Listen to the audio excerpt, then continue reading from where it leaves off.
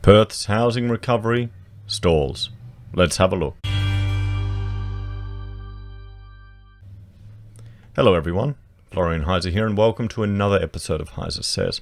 Enjoying my stein of coffee as always, and I thought we'd have a look at this article from Mortgage Business discussing, well, the pandemic impacts and apparently Perth's housing recovery stalling.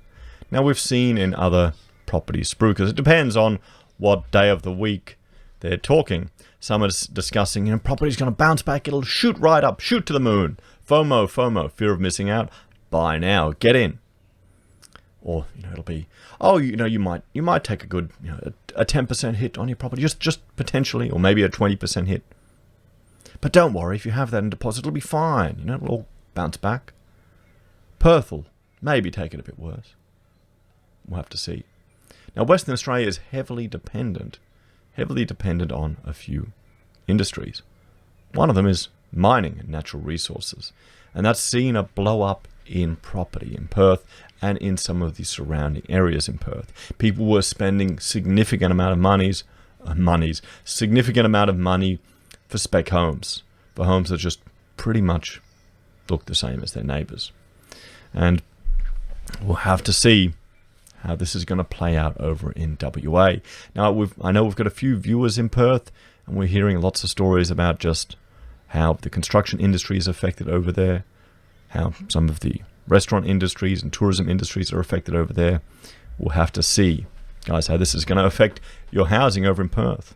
Maybe there's some opportunities to sell up on the East Coast and to go migrate over to Perth. Well, not now because all the borders are closed state by state, but there could be some opportunities. What's the weather's meant to be nice over there. It's a beautiful state. Let's have a look at this. The onset of the pandemic has put the breakers on momentum in Perth's housing market, which is instead on the cusp of another downswing. So we're looking at Perth heading down. Let's have a look here at property prices from Perth. You can see here in this chart, this is from, the growth since September 2005. Perth is the yellow line. So it peaked, look around 14, 15, between there, and has been trending down ever since. It's the worst performing market on this chart, everyone. It's the worst performing market on this chart. Look at that jump in 2007. So it shot up a lot. It really shot up a lot. I remember colleagues that I had who moved over there who bought, during the crazy booms and then had trouble shifting their stock.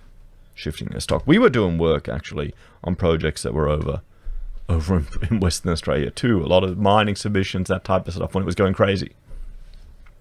So, data by CoreLogic has shown that Perth dwellings have started to fall again since the pandemic hit Australia.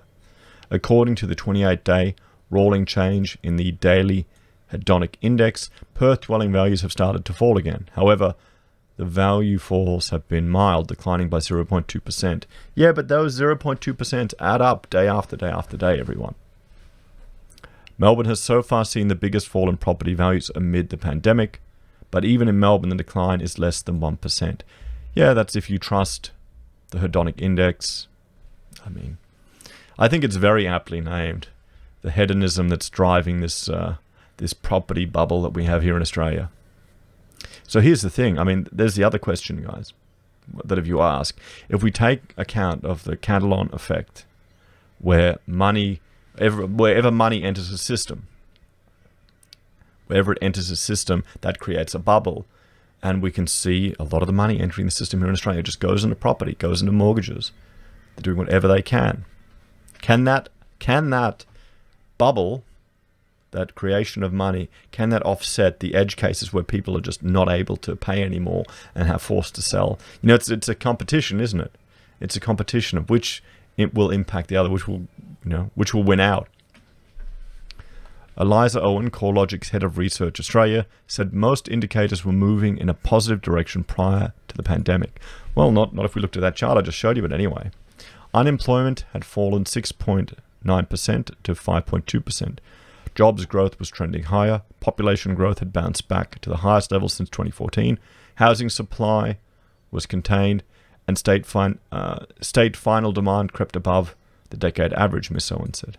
She noted that the start of the Perth dwelling market recovery came at an unfortunate time. The housing market in Perth had 4 consecutive months of value increases in early 2020, which was the longest period of capital growth since 2014. So it had a bit of a spike up in the Perth market.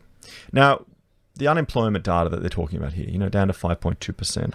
I brought this up, guys. Unemployment has shot up now. But this is using the ABS methodology, everyone. We need to also think about the Roy Morgan methodology, and we need to take account of underemployment as well. Underemployment and unemployment is sitting at about 25% at the moment of the workforce. And that doesn't count the job keeper people, everyone. Because they're industries now that are completely dependent on government support. Tourism is one of them. We've got other industries in WA that are very dependent, highly reliant on China. The lobster industry, for one. The cooperative over there that transports a majority of its stock over to China. Now there's trade tensions, there's going to be reduced demand. If other nations enter into recessions as well around the world, that's going to affect those industries, and that's going to flow into this. It's definitely interesting to watch. Another one we have is the home loans in arrears. And Martin North talks about just the number of people that are in mortgage stress growing more and more. How long do you think the banks will keep switching people to interest only, will give repayment holidays? Because that doesn't disappear. You still have to pay it back. But look at that climb there. Could we have predicted that the banks would be so generous to everyone? So generous to all these people who had interest-only loans that had to switch to principal interest? Did anyone predict it back in the day? I certainly wouldn't have thought the banks would have been that generous. Maybe I'm just too cynical thinking that they're all not our friends. The Perth dwelling market has a long road to recovery. By the end of April, the house market in Perth was negative 19.1% below its peak value at June 2014. So it's down nearly 20% since when I showed you this chart here. So 2014, that was the peak. In the middle of the year, we can see it there. It's down 20% since then. How many people are in negative equity in Perth, guys? Unit values have taken a larger hit, down 26.9% below the record high at July 2013. So, damn, you'd hate to be in that situation, guys, where you bought a unit. Down 27%. And that doesn't mean your costs associated with living in that unit are down. All the body corporate fees and charges and all of that stuff, that's still there. Data from the ABS has shown that job losses across Western Australia have been marginally less severe than the rest of Australia. The decline in payroll jobs across the state was 5.8% between the 14th of March and 2nd of May, compared with 7.3% across Australia. Perth is also less exposed to industry sectors that have been heavily hit by the pandemic, with 8.6% of the local workforce employed with accommodation and food, the arts and recreation, compared to 9.1% nationally. Total listings across Perth in the 28 days to the 24th of March were just 13,962. As of late May, total listings were down 34.7% on where they were at the equivalent period in 2019. So listings are down. So could this be because people are not being forced to sell their properties due to the mortgage, holidays, and JobKeeper propping them up? How many people with these, investment strategies of buying one property, negative gearing it, buying another property on the equity, negative gearing it, buying another property on the negative gearing it, could fall down if they haven't got enough equity? There's the question. Particularly if if you bought in 2014 and you've taken a 27% hit on your apartments. Maybe they'll do everything to not sell because you don't want to take a hit like that. But damn, it'd be tough. Through this is a continued headwind to the real estate sector. It may be preserving stability in dwelling values, Ms. Owen said. Total listing numbers haven't trended higher and at the lowest level in 10 years for this time of the year. The trend towards a rise in new listings and consistently low total listings implies new listed stock is being absorbed quickly by the market. So mining and the economy. Despite the increased economic uncertainty, consumer sentiment levels have been improving. No, they haven't. Where's she getting that data from? Okay. Miss Owen attributed this to the flattening of the pandemic curve and relaxation of social distancing policies, including lifting the bans on on-site auctions and property inspections. The onset of the pandemic resulted in the suspension of some mining operations or reduction in capacity in a bid to reduce the threat of infection at work sites. Payroll job losses across WA in the mining sector was 6.4% between the 14th of March and 2nd of May.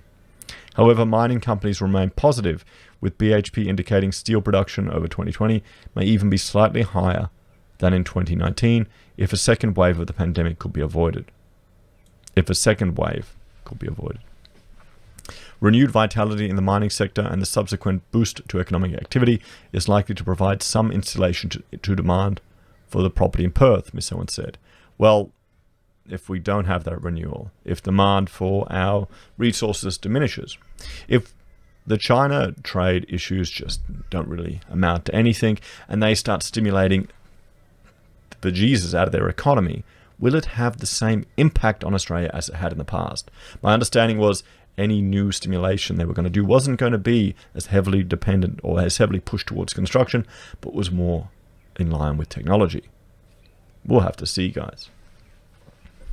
This would mean the impending downturn less severe than it might otherwise have been. Ms. Owens cited housing affordability in Perth is another key factor that should support housing demand. The median value of a house at the end of April was recorded at just over $465,000, which was the lowest of any capital city. The blend of affordable housing options and the expectations for a more resilient economy is a good recipe for Perth's housing market to outperform, she concluded.